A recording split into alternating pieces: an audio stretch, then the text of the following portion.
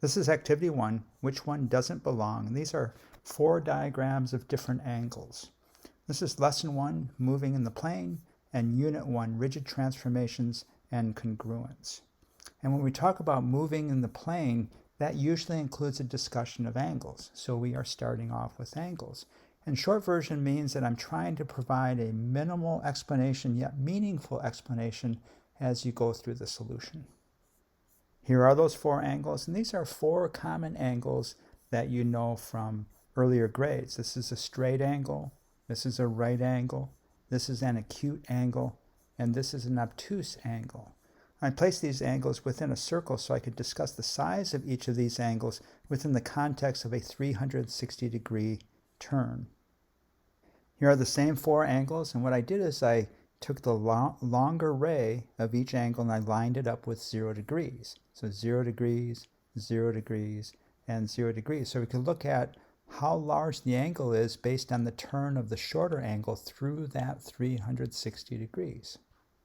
In A, the shorter ray turns 180 degrees and forms a straight angle. So this is the only straight angle within the group, so we could say that this one does not belong because it's different than the other 3.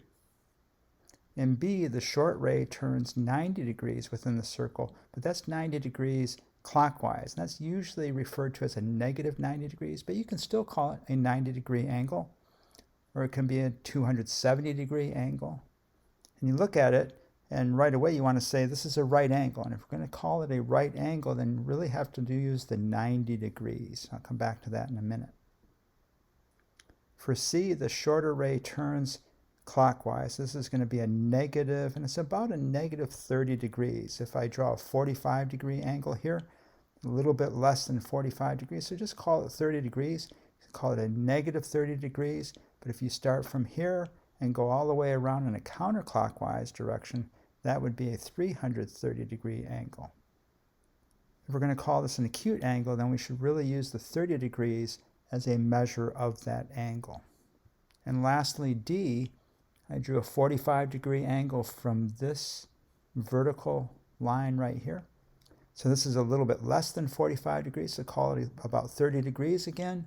So 90 degrees plus this 30 degrees makes this a 120-degree angle.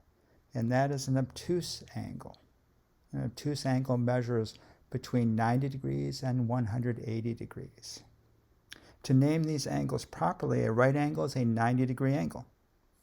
An acute angle is an angle that measures between 0 degrees and 90 degrees. So in this case, that would be 30 degrees. And an obtuse angle is an angle that measures between 90 degrees and 180 degrees. So this would be a 120-degree angle.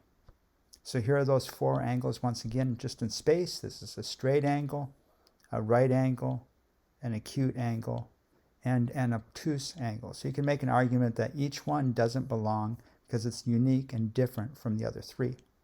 And here are the original angles, not rotated at all. So again, a straight angle, a right angle, an acute angle, and an obtuse angle.